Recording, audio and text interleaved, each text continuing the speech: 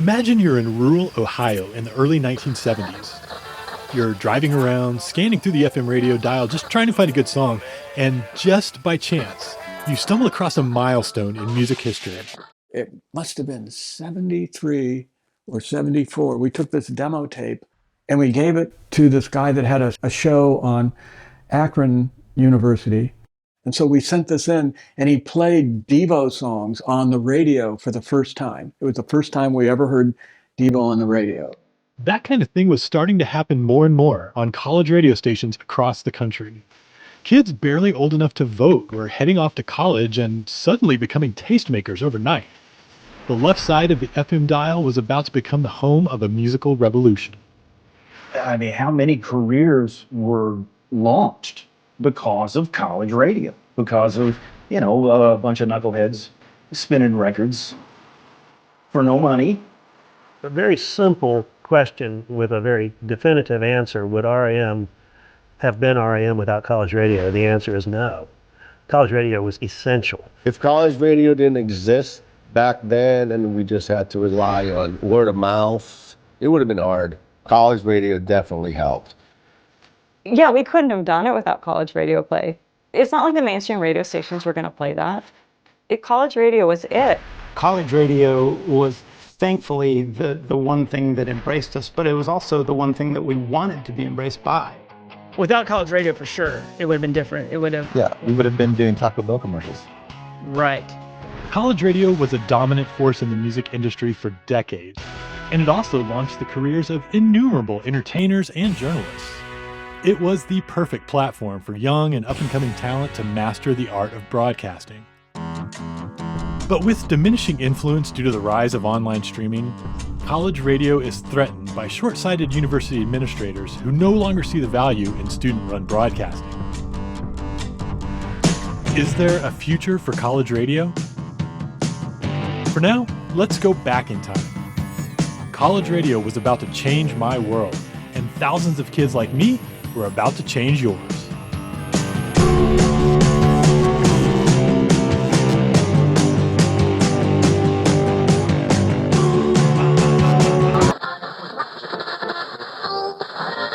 It's a Gas by Mad, Train of Thought by Embarrassment, Opus 4 by The Art of Noise, Gigantic by the Pixies, Dig It by Leibach, and Bugs Bunny and the Gross Small Juice. I first discovered college radio in 1990, when my car battery died and the radio reset itself to 88.1 FM. I didn't really notice at first, until I heard the DJs and I realized they were definitely not the usual Top 40 morning show jocks. I heard a lot of unfamiliar music that day. One song was about going to your grandma's house from a band not many people knew at the time, but everyone would know soon enough. There's a song by Nirvana called Sliver, and it's the song that Kurt used to sing about being stuck with his grandma. That Grandma Take Me Home song, you know that song? Yeah, I love that song, yeah. Well, they got this new thing. We played it in the offices before, and it was Smells Like Teen Spirit, and we sat there and our heads just exploded. What do we do? Can we play this? What's he saying? Is it cuss words? I don't know. We should just play it. We didn't wait to get it in rotation. We just went in to the DJ on the air at the time and said, hey, play this. And I knew instantly at that moment they were going to be huge. But I also was really proud of the fact that we had been playing them at least 2 years earlier on KTXT. Before Nirvana videos were playing on MTV every hour, the only place you would have heard them in the Texas Panhandle was KTXT, a radio station on the campus of Texas Tech University. With 35,000 watts of power and virtually nothing to block the signal, it could be heard for over 75 miles in every direction.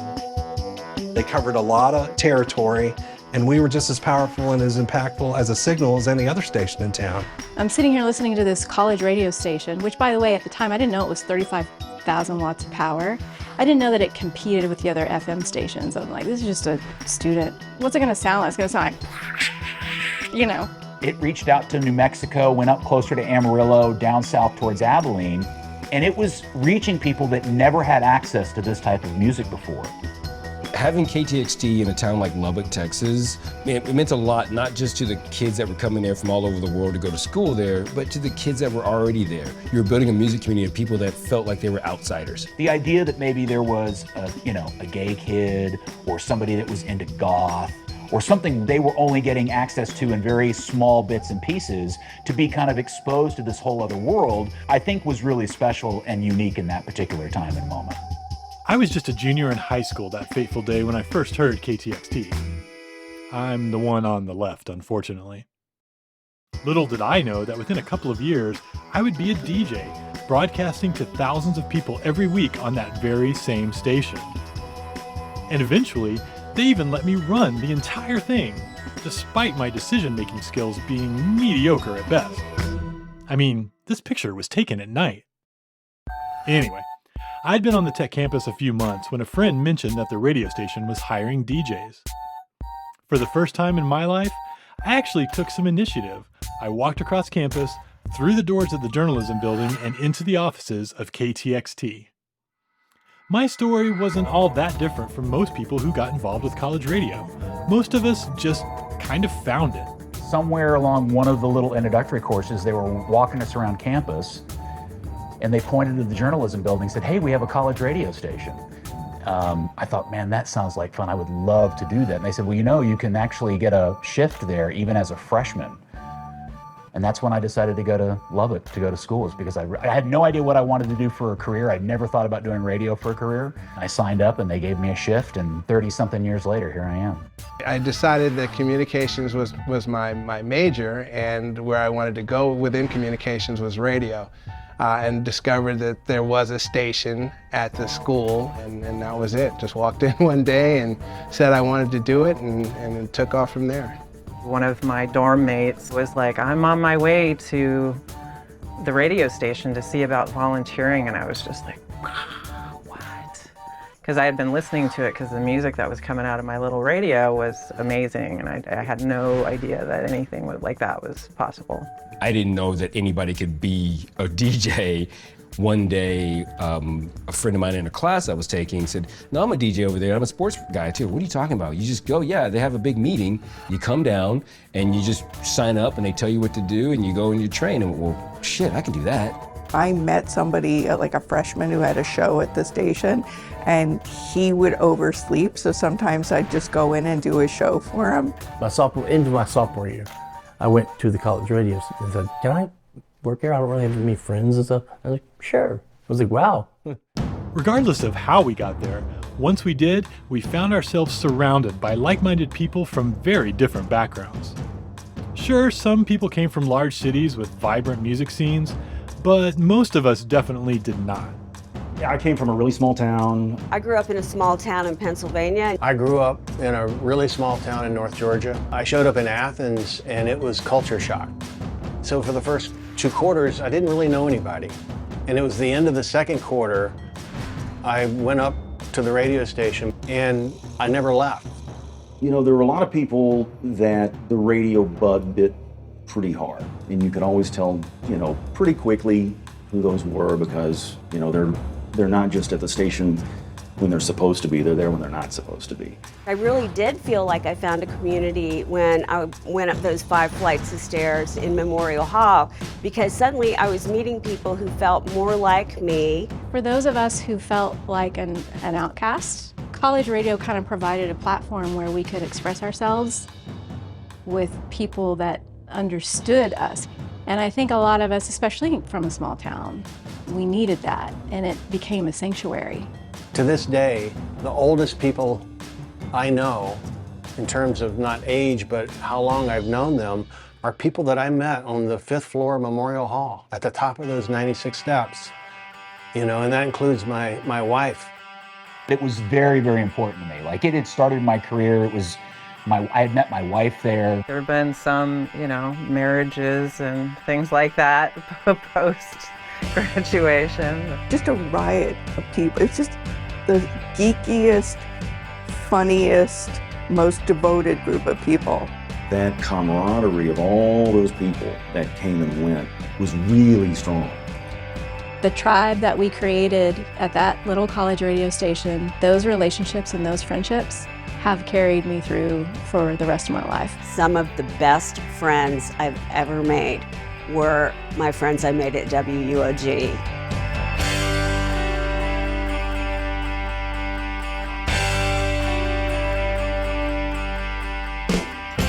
That tight-knit community that developed around campus radio stations was not a new phenomenon. We were all part of something that stretched back to the earliest days of radio. I can't understand what that boy does with all his time. Fooling with wires and that silly thing on his head. Mom, Dad, come quick.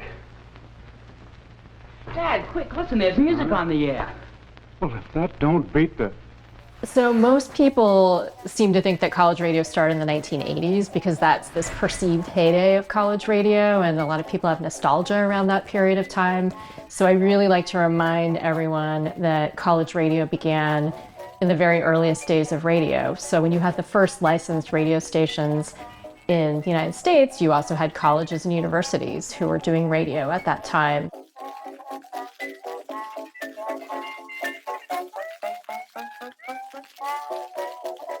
Experiments with radio started first in the science building. As the technology became more common and less expensive, students often participated in radio as a hobby, joining radio clubs and building their own radios and transmitters. They were using things like gas pipes and radiators as the antenna for the radio station. And so anybody within a small area within that antenna could pick up a radio station on their AM dial.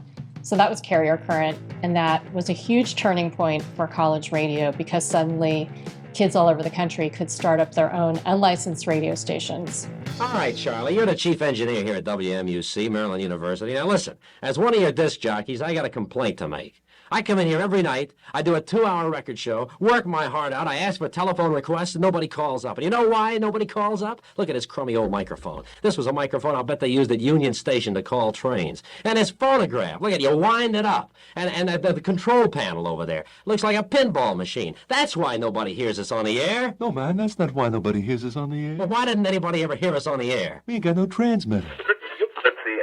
Carrier current broadcasting led to a proliferation of campus radio stations in the 1940s and 50s, and more college students were getting their first taste of broadcasting every day. But the listening audience was generally pretty small, and music didn't sound all that great on AM radio. All the pieces weren't quite yet in place for the revolution that was to come.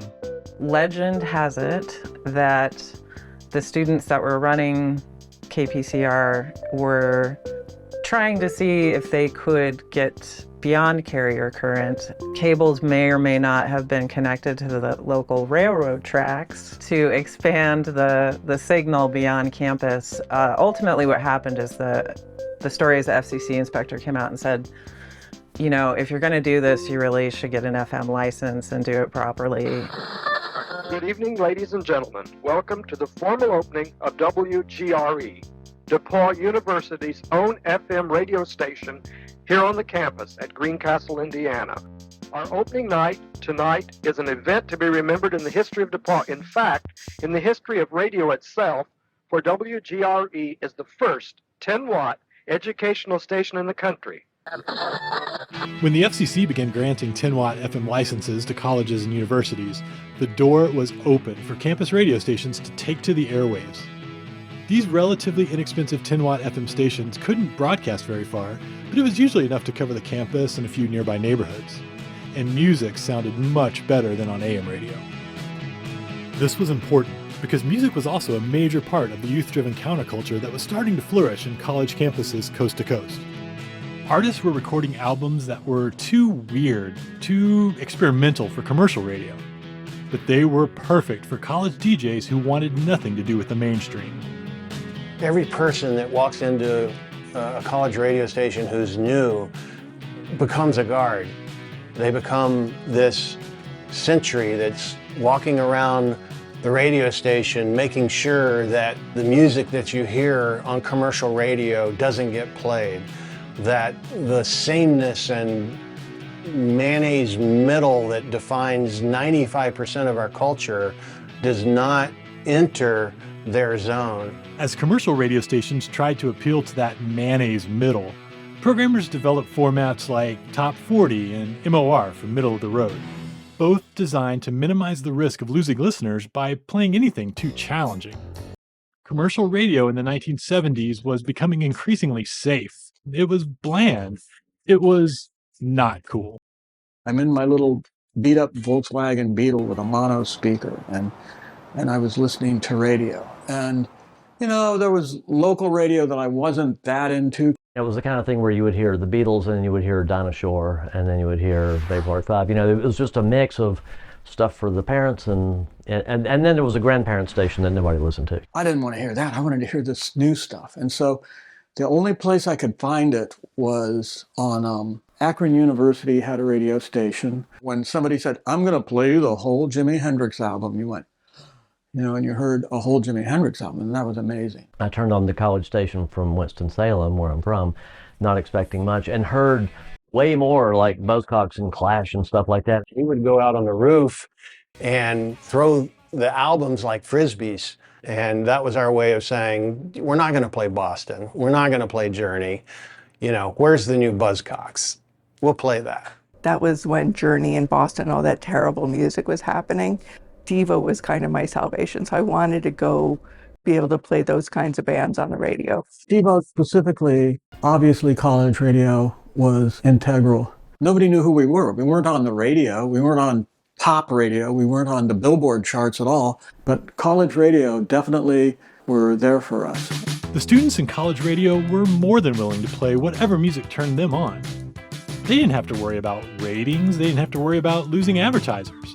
And they didn't have anyone outside the station walls telling them what to play. They were kind of willing to try all these weird things, you know, and just have weird random bands on there and stuff. College radio was the open book.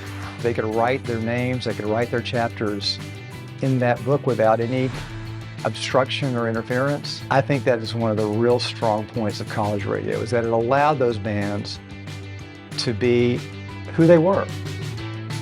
This was the essence of college radio. If you liked a song, you played it on the air. It didn't matter who it was or what record label they were on. In fact, sometimes they weren't on a record label at all. The standard was always, hey, here's my cassette. I hope you like my tunes. Lo and behold, you get a call back, hey man, they're playing your song off of a cassette on a radio station. That's not a Clear Channel story. Squalls would not have existed if it hadn't been for college radio, specifically UOG. We had a song called Crickets. We took the cassette and transferred it to a cart, which is what they used at the time at the radio stations. And I remember listening to UOG and all of a sudden Crickets comes on. In the Squall's hometown of Athens, Georgia, the local radio station was always willing to give airtime to new and unknown artists. WUOG became an essential part of what would soon be an iconic music scene. It was really easy to program WUOG in 1981, 1982. It was an embarrassment of riches. When we were at WUOG, we thought we were the radio station for the community. We were the radio station for the local music scene. I think we helped the bands and we wanted to do it. I mean, we love them, especially the local people. The B-52s were obviously the band that sort of broke the Athens music scene. To me, the first three bands that kind of followed them were Love Tractor, Pylon, and REM. I loved Pylon, Love Tractor, OOK, Side Effects. There were some bands who didn't have the global acclaim that REM and the B-52s got, but my God, they were good. And they were pure and raw and unabashedly proud of the kind of music they played. And that, in many ways, was the philosophy that we had at WUOG. College radio was huge for Love Tractor. I mean, we would not have gotten airplay, and we still don't. College radio did have a huge impact. There was no internet, so if people in some of these towns were going to hear us, it was more than likely going to be from the radio. Following Pylon's lead, REM found a welcoming home on campus airwaves, extending their fan base far beyond their Athens, Georgia roots. They became the quintessential college radio band, creating a blueprint for hundreds of other indie bands that would follow. We don't have scientific evidence of this, but we believe that we were the first radio station to play REM. We had Radio Free Europe on a cart, and we were playing that. We played that probably 40 times a day. So everybody who was on the air, got to play this song, got to play this song.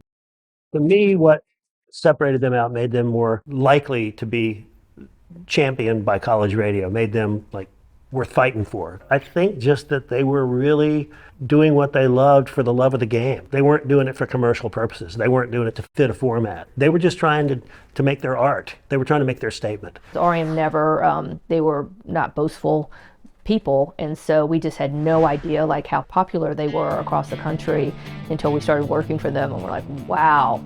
The goal was to get people to hear your music and then go buy your music, because if they heard it and they liked it, they'd have to go buy it. It was, you know, a pretty simple concept. The record would get airplay on the college radio station, the students would hear it, and they would come and see us. Pretty simple formula. It was a simple formula, and one that could help bands find new audiences as they got in their van and headed out on tour. College radio airplay enabled local indie favorites to hit the road and fill clubs in towns where they otherwise would have been completely unknown. That's what college radio did for us. It didn't have to be a major city for the crowd to really be there. All those gaps that we couldn't fill in, those long ass drives that would take forever, we all of a sudden had a show in Lubbock, and it was packed. One time in Chapel Hill, and we played, and was a line out around the block, and we're like, why? What are they coming to see? And they were coming to see us, and it had to be college radio. I don't know how they would know any other way. That's the surprise you get when you get into a town and people actually know the lyrics. You're like, how do people know us here? You can't believe that's really possible, but it's radio. Radio's everything for a band touring. I think we're all a little bit surprised how much airplay we were getting from these college radio stations, and pleasantly surprised about it, you know? I guess it's surprising because I've been playing long enough to have like no hope, you know? And then all of a sudden there was hope, you know, because it was working. And it was so humble. I mean, it was like a poster big enough to be noticed over the cash register and a couple of plays on the college station, and the club would be sold out. To a lot of listeners, it may have seemed like college radio DJs were musical savants, but most of us were kind of learning on the fly. We were discovering new bands and sometimes entire genres on a daily basis. When I got to Pitt, I didn't even understand the music that station was playing. It was rock, you know, and bottom line, I'm this black kid from New York coming in that's been listening to urban contemporary was the format. Soul music, rap music's making its ascension and coming into play now. You know, that's what I dug, so I don't know what the hell this is. I have no clue what it is. My roommate was very helpful in me discovering alternative music, rock music, you know, and realizing, like, you know, that sounds pretty good. You're gonna find something you don't think you're gonna like it, and you're gonna be like, yo, this is hot. I was just kind of a milquetoast vanilla music guy, right? I ended up with a real diverse music love of all different kinds of things, and it lives with me to this day. Almost 100% of it is because of KTXT and how incredibly diverse the music selection was. When I was in high school, I mean, I was all about Run DMC and DJ Jazzy Jeff, and I mean, that was my world. I get to KTXT, and this alternative thing is just kicking off. I don't know any of these. Who the hell is Uncle Tupelo? I mean, it's like there's all these bands and things I don't know, and it just keeps hitting me. And like I knew U2, but then all of a sudden there's every U2 album right there. I'm like, oh, it was more like music school. It was like taking a class the whole time I worked there because I was always learning something. And again, the people that I was working with were so nice and taking me under their wing. They helped me learn things. College radio became part of an impressive cycle of creativity. Listeners would discover inspiration for their own music. They'd record an album, and then that album would get played on college radio, and the cycle would repeat. I think Ramones were actually one of the first bands I ever heard on college radio, and it made so much more sense than all the stuff I'd been listening to. I remember first hearing the Ramones there. To hear like the Ramones record was like just, you know, the clouds parted, and I didn't really want to do what the Ramones did, but I was like, okay, great. Jerry goes, they have a song that's under 60 seconds, and I'm like, dang, that's awesome. It's amazing that they managed to say everything in 60 seconds. That's impressive. If you can, you know, have songs that are 50 seconds long and that's it, and you think, well, that, you know, it doesn't matter, it's art. Listening to college radio, there was so, you know, in the late 70s, early 80s was such a exciting time for new music. I had grown up listening to progressive rock, and now it was like all these bands from England, like Public Image and The Fall, and Wire. Funk and new wave would fill college radio airwaves in the late 70s and early 80s. But another genre of music was also on the rise: hip hop. At that time, no commercial radio stations were playing both rock and hip hop, but college radio had no such qualms.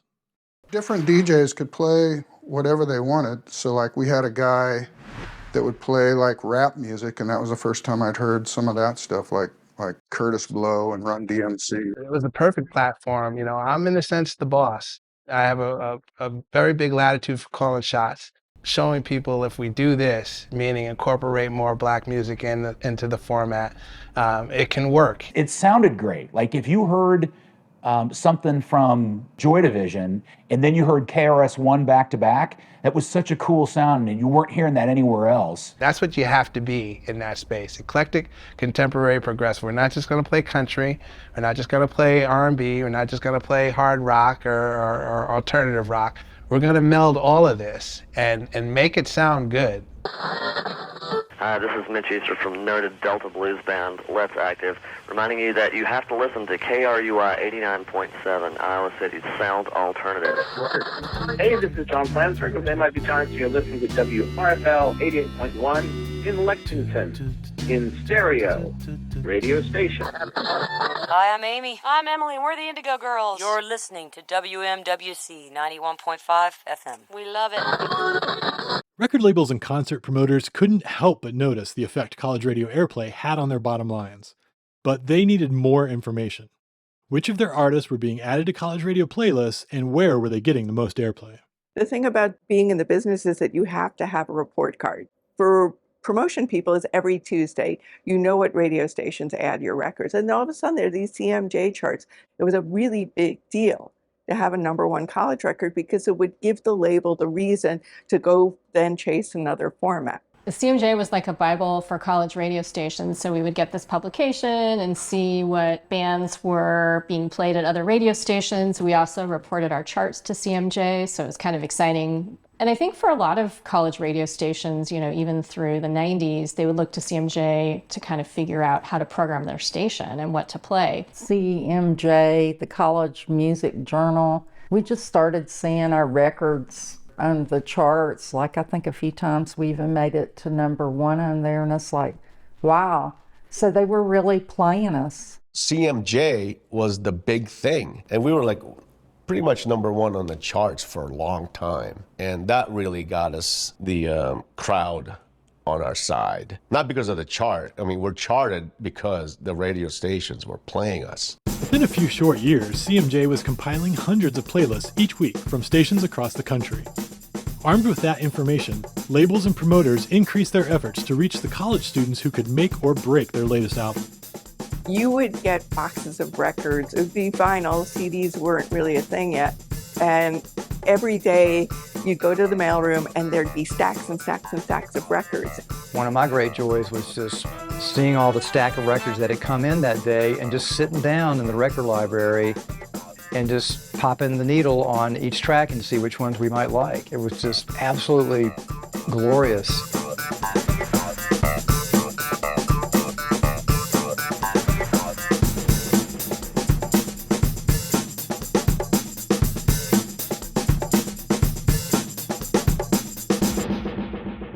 Well, did you ever have labels pitching stuff for your college radio station?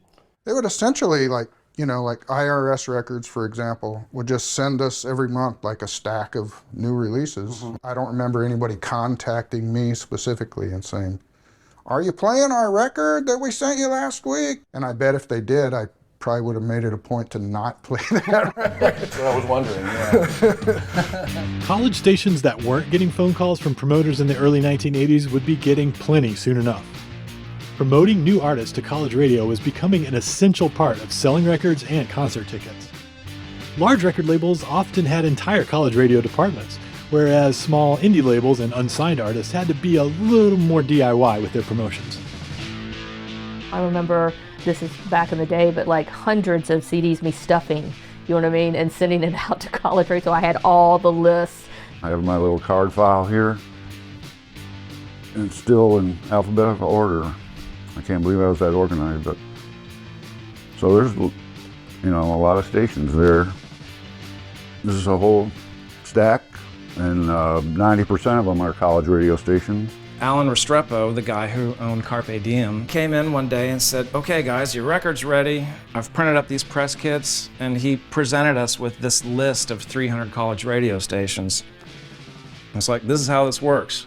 You're gonna send your press kit and your CD to these 300 college radio stations, and then in another week or two, you're gonna start calling all these people, these program directors, people at the station, and trying to introduce yourself. And Headley and I just looked at each other and just like, oh God, so we have to do work?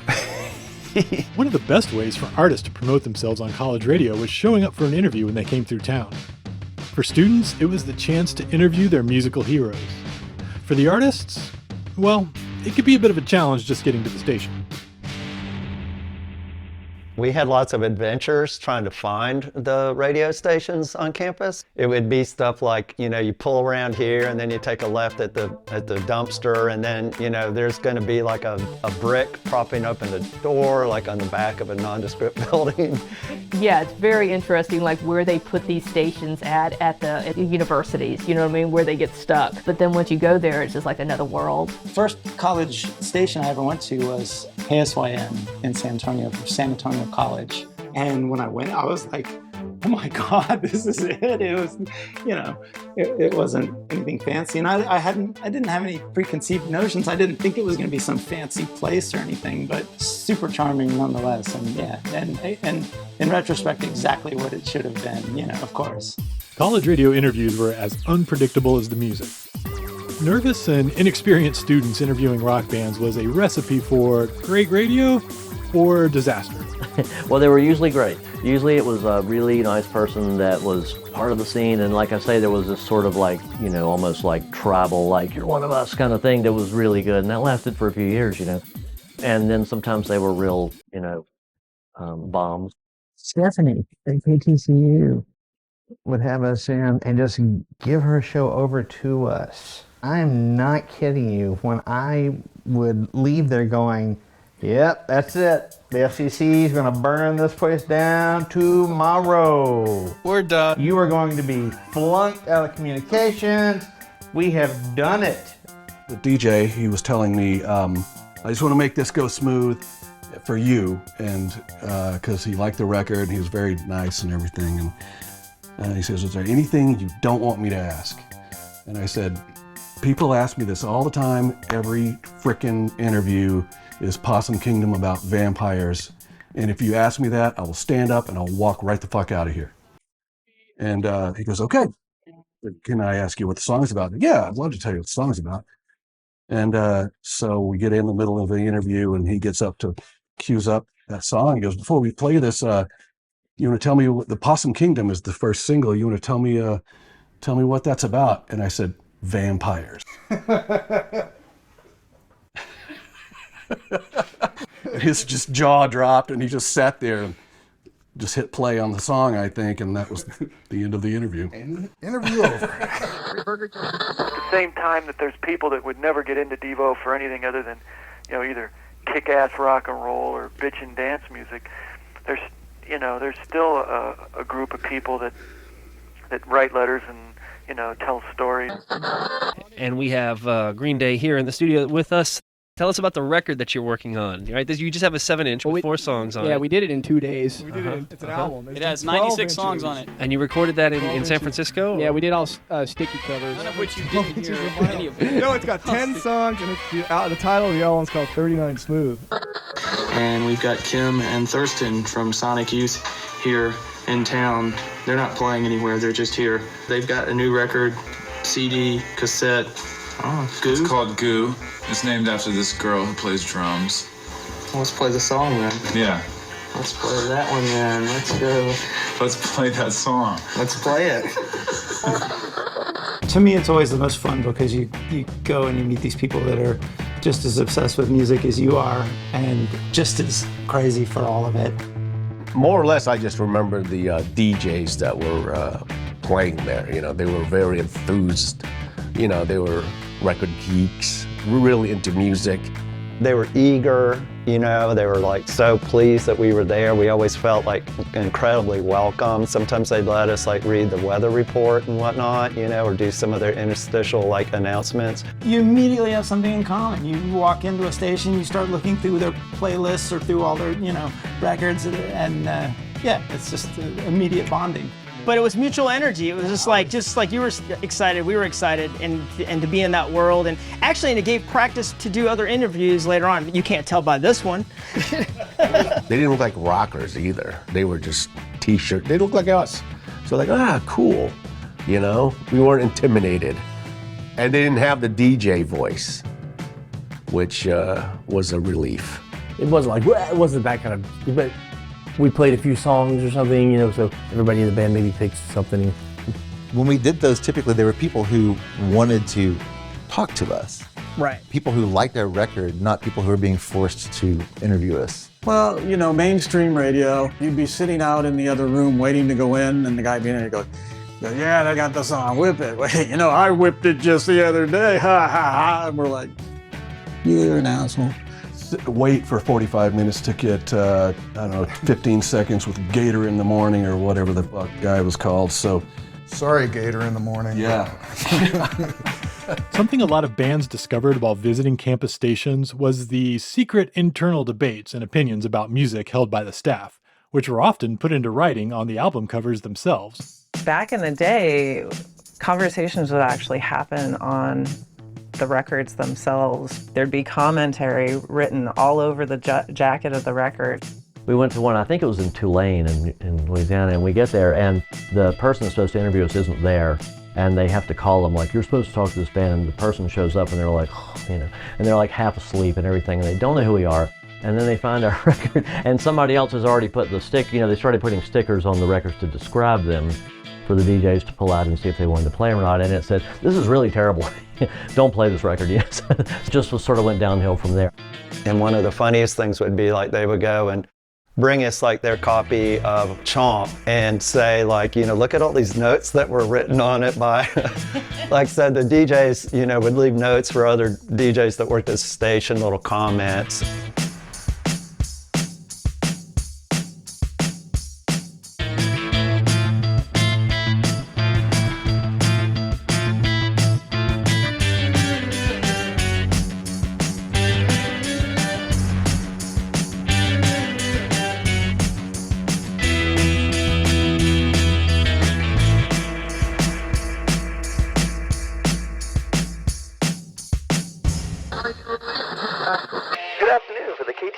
Sports Update, I'm Jeff Lillicott. Texas Tech Sports enters the news once again with another award going out to guard Cheryl Swoops. Swoops was selected the 1991-92 Southwest Conference Female Athlete of the Year.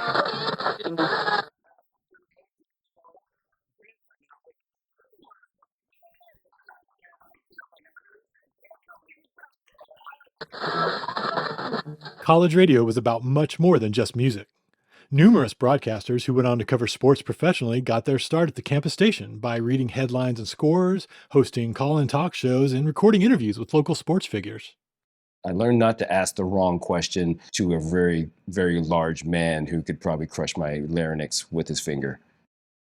On the third down and 10 from our own 25, I mean, what were you thinking? You actually missed and got our quarterback sacked, and he just looked at me and said things I don't know if I could say here, but he said a lot of things to me, and I remember thinking, I could get killed right here. He's gonna punch me in the face. I had an interview with the coach of the football team. I had to be all by myself when recording, so I let the tape run, and I had the levels turned down to erase it, because I didn't have a degosser. So I rewound the tape, I started the reel-to-reel, went into the other room, it was recording, and we must have talked for a half an hour. He left, I thanked him for his time, and I went in there and I never turned the levels back up. 45 minutes of blank tape for this interview with one of the most interesting, fun coaches we ever had at Texas Tech. News was another important component of college radio broadcasts from the earliest days. Students running campus stations were aware of their influence on campus politics and the importance of their role as an independent voice for everyone enrolled at the school. In the 1960s, you had college radio stations that were actively covering protests on campus. WHRB at Harvard. There's an LP that they released that is coverage of protests, and some of their reporters were even jailed, during a protest on campus that they were covering. Apparently a confrontation is in the making between the Board of Trustees and the students here. It has become markedly more serious as of this afternoon. What was already a very serious effort has become more serious as it becomes possible in a more real sense. Some of the students here may be putting themselves on the line, not just bodily, but in terms of their standing with the university. KZSU at Stanford, there was a whole article in a college radio publication talking about how they did their protest coverage in the 60s. So they talked a lot about how it was really helpful that they already had this remote broadcast gear that they could use for a variety of things, including protests on campus. We also did other serious stuff. The one and only gubernatorial debate was broadcast live on WOG. The Georgia Radio News Service broadcast that across dozens and dozens of radio stations all across Georgia. Oh, it's college radio. It's just a bunch of kids that want to put on these obscure albums and DJs. Like, no, it can serve so many purposes, and news and journalism was one of them. We weren't just crazy kids playing whatever we wanted. We were also sort of serious about the business of radio. It was through the news department at KTXT that I actually learned the true ethics of journalism. Really learned how to write my own copy, learned how to get over my shaky voice. And so to be able to use a platform to get through all that, so that when you see on air, the on-air light come on, learn how to, manage your nerves and learn how to be a communicator and a journalist. That's a really big part of college radio too. Good morning, I'm Mina Sathanasiadis for KDVS News. It's Thursday, December 1, 1977. The Indian government says President Carter will visit that country January 1st as part of his Six Nation overseas trip. Most stations broadcast short news reports every few hours that consisted of local and national headlines as well as campus news. Some, however, dove deeper into the journalistic side of radio, with talk shows that allowed students to examine issues in more depth. They paired me with this white guy named Spencer, and they put us on a talk show called Minority Matters. And Spencer told me, okay, so we have this frat house that has a huge Confederate flag hanging out, and they're growing cotton in the front. And I was just like, yo, okay. So we went to go talk to them. They weren't feeling that at all. So I was like, all right, we gave you the opportunity. We did the show. It was wonderful. I'm talking about, it was a 180 from what we were doing. Really wasn't a voice for black students on campus. We started dealing more with black issues. At one point, there was a party in the projects.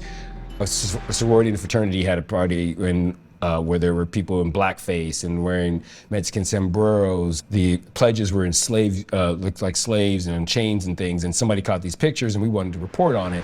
There was some pushback, like, hey, you shouldn't be talking bad about other fraternities and everything like that. No, we're just reporting the news. One night we booked the Grand Dragon of the Ku Klux Klan in the state of Georgia. I saw this as an opportunity to let everybody else see how wrong this was. And he came up with 3 or 4 armed goons who stood in the lobby while we interviewed this guy. And they came up, the Grand Dragon came up the 96 stairs with his posse, armed, rifles, handguns in their holsters. Newspapers came and covered his appearance. And if you ask me now why we did that, I'm not exactly sure. I thought it was important that we give the Grand Dragon of the KKK a platform to make a complete ass of himself on 10,000 watts. And while he was up on the 5th floor doing the interview at the radio station, a crowd built down below. And the longer he was on the air, the bigger the crowd got.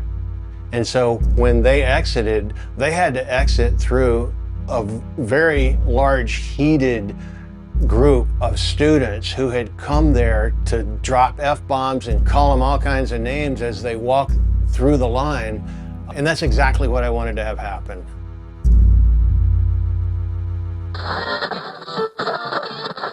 Hello, interesting. Thank you for coming up. What exactly have you thought of the WMWC studio thus far? Is it among one of the more impressive ones that you've seen? I really don't like studios very much. I find them sort of prison-like environments, you know, where you don't see the air or breathe the air or see sunlight for months on end. 91.5! We never see sunlight! Campus radio stations tended to be tucked in out-of-the-way places. Apparently, we were lucky at KTXT just to have windows.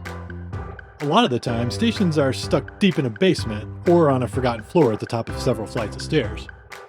WUOG was like, you know, just shove them up in the, you know, top floor like nobody wants to go up there. Just give them like one of the so-called worst places on campus to operate out of. We were at the top of a building and it was 96 steps to the top.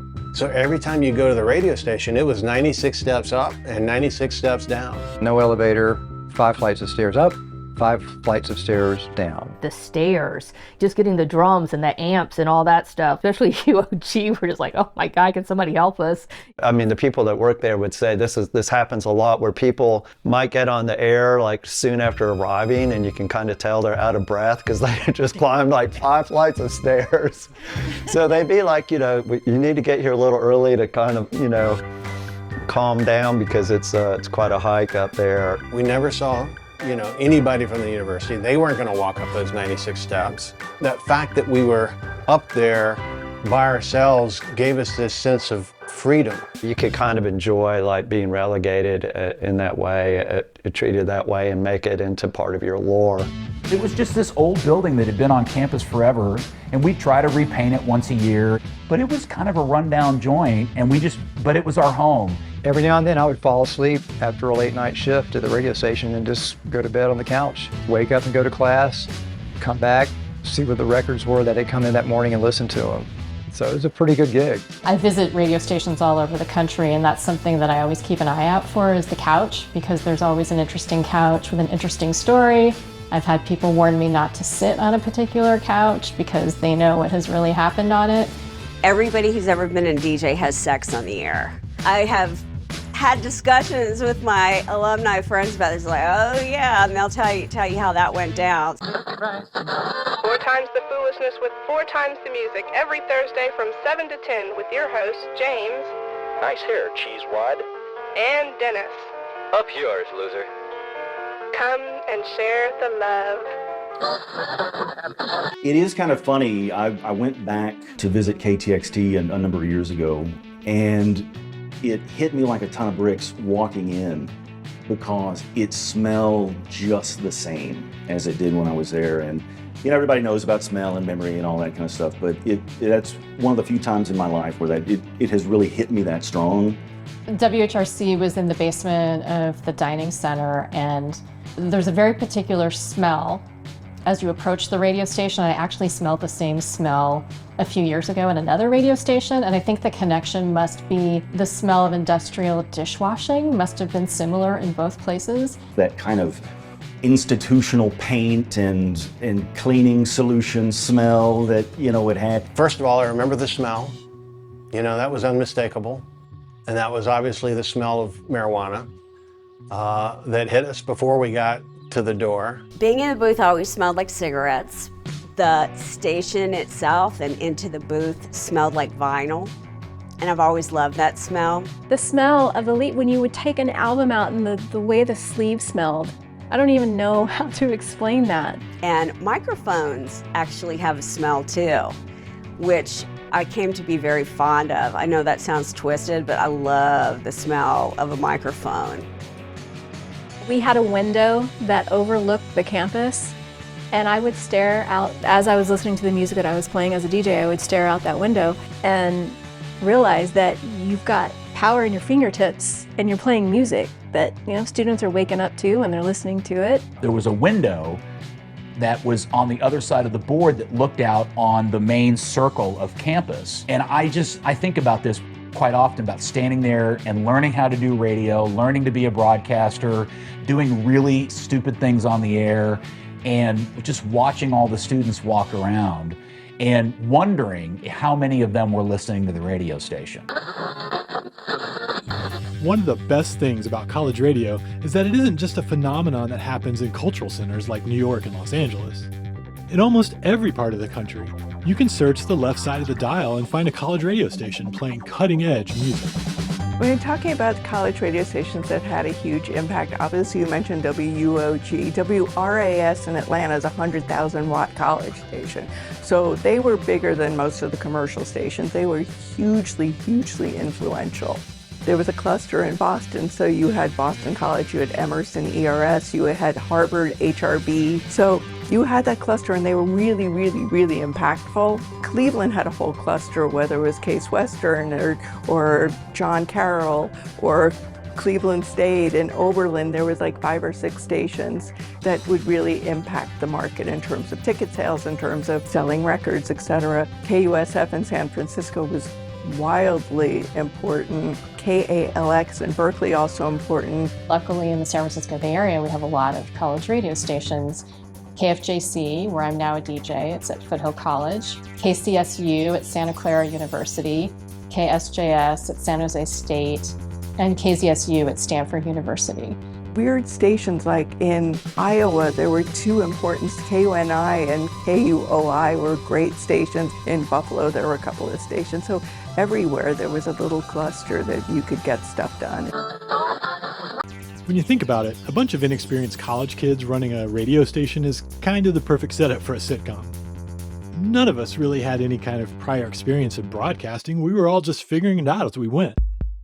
Well, gosh, everything now, you can look back and, well, we should have had a plan and we should have had a budget and we should have done this. And boy, we could have really accomplished a lot, but you're a third-year college student. You don't know what you're doing. You're kind of winging it. This is fun. I get a parking spot and I get to play records for people that can connect with me through a telephone.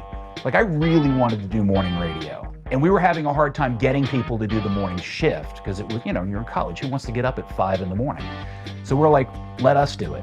The first thing we did is that we cold called the morning show on the rock station. We called them live on the air. We were like, hey, could you guys give us some morning show tips? Since you guys are the professional morning show rock DJs, could you guys tell us how to be funny? My 3rd or 4th DJ shift, I finally found that confidence. And I was talking so clear and I was even ad-libbing and I was being a little funny and I'm like, damn, this is good. Oh my God, this is awesome. And then a caller called me. The light kept going off on the phone. This is back in the day where we, I answer KTXT and he's like, yeah, do you realize you played Toad the Wet Sprocket, the same song 3 times? I was like, what?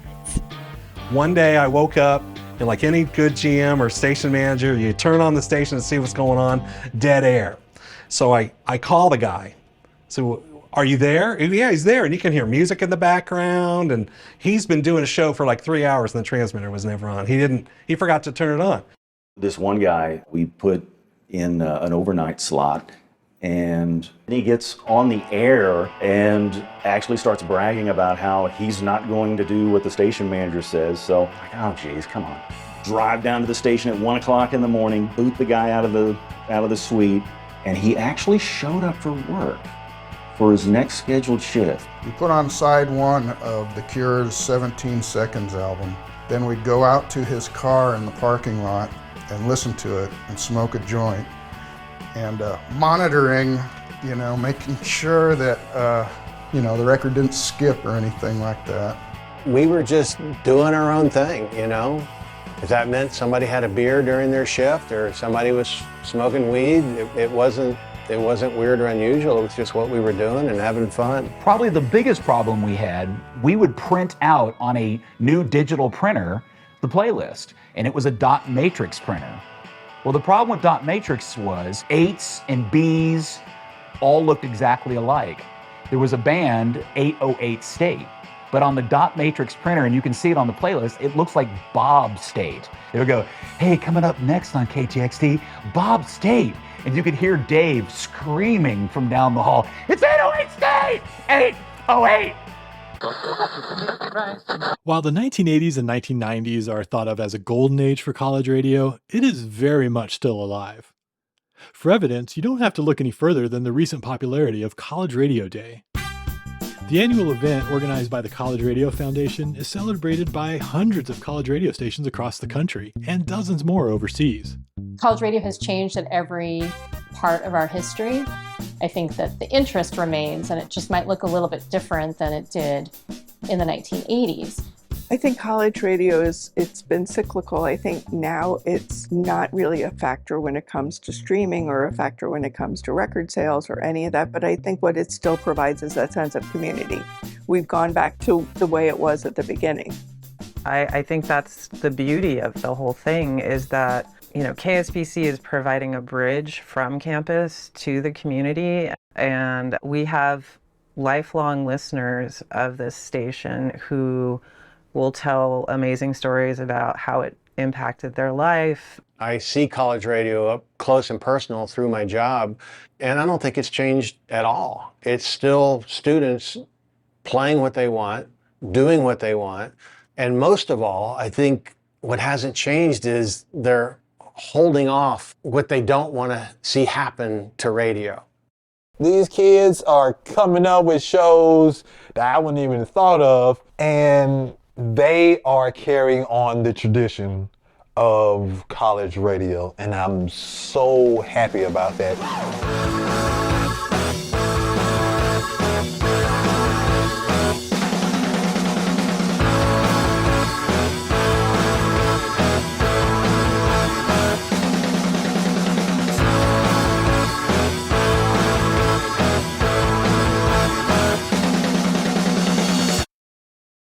I was online, I was doing the morning show, I was up early, and somewhere, it may have been on Facebook or something, I see this notice that KTXT had been shut down, turned off, and I completely lost my shit.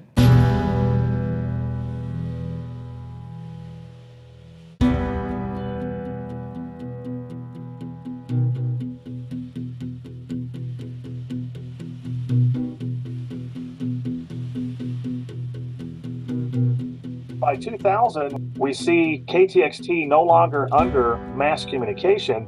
It is now placed under the student newspaper. But they had a fundamental misunderstanding of the differences between print media and broadcast media, especially when it came to an FM radio station. They just didn't get it. I said, well, what do you want to do? You know, what's your goal? Well, we're going to wait until Christmas break, and after the students leave to go on holiday for Christmas, we're going to shut it off. We're going to turn it off. And we're going to turn out the lights, and we're going to lock the doors. And that's exactly what they did. Texas Tech administrators took KTXT off the air without notice on December 10th, 2008, during Christmas break. Students returned in January to find that the station was just gone. It was a wake-up call for those of us who had lost touch with KTXT, and it should be a warning to everyone with an interest in college radio.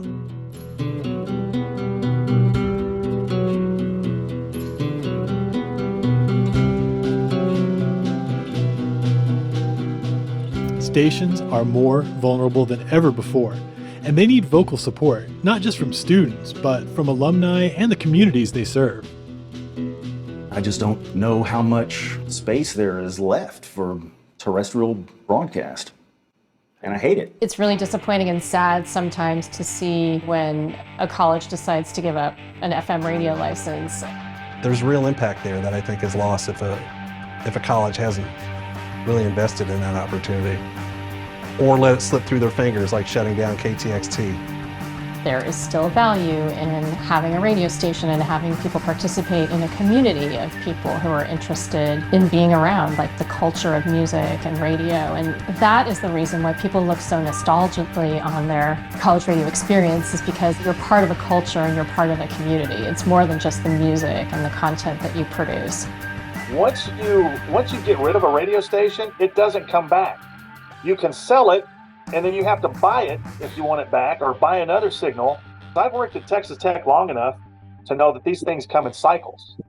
And there may not be a budget for it now, but at some point, somebody's going to come along and say, hey, let's do something with that signal. So you can only do something with a signal if you still have the signal. Saving KTXT's license from being sold off for quick cash paid off in 2012, when control of the station returned to the College of Mass Communications and students returned to the West Texas airwaves for the first time in 4 years. Most stations in that same situation are not so fortunate, and that is a shame, because college radio is absolutely worth fighting for. It is one of the last bastions of truly independent, non-corporate broadcasting in the U.S. It has enriched the lives of millions of people over the last century. And for me, and so many others like me, it was more than a life-changing experience. It was life-defining. I can't tell you half the classes that I took from any given semester, but I can tell you about every single shift that I had at the radio station. I can tell you what every record cover looked like and smelled like. All of those details, that was 100% why I was there. The rest of the education was secondary. My experience at KTXT shaped me going forward for my professional career. I constantly go back, how are you the way you are today? I'm like, well, a lot of it has to do with I was working at this radio station in college, and that was everything. I left KTXT 30 years ago, and my time there still influences the music I listen to. I still stay in touch with friends that I met there, and I'm still using the skills I learned there at this very moment. And thanks to college radio, I even got to live out my lifelong dream, punching Mark Mothersbaugh in the face. Oh, and making this film, of course. The 3 years I was in college radio were probably some of the best of my life, and I learned more during my time there than anywhere else. Right now, thousands of college students are on the air, having that same experience, learning to broadcast, learning to communicate, and playing some of the best music you've probably never heard. It's not an overstatement to say that college radio changed my life in every possible way. It's 40 years since I worked at WUOG, and to this day, I think about it almost every single day. A song comes up that I remember we played, a friend calls who I haven't spoken to in 5 years who worked with us at the station. I read something about the station in the media. So it really is, in many ways, the DNA of how I developed my career and certainly how I evolved my love of music. College radio has made me the person that I am. I want that story for everyone that cracks open the mic or works promotions. I want that for them. Yeah.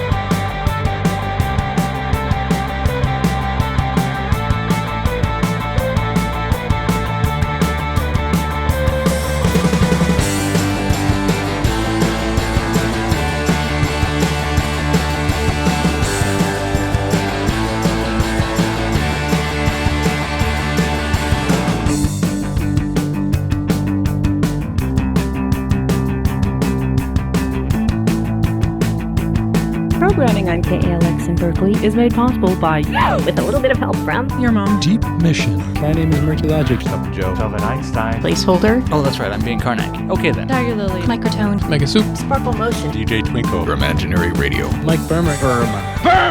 Surprise. Carolyn. DJ Luna. Pop goes the weasel. DJ Donut Monoxide. Penny Royal. Kenner King. RMf&x. Berkeley, University of California. Listener-supported freeform community radio. 90.7 FM. KALX. Berkeley. Aborting boredom in the Bay Area and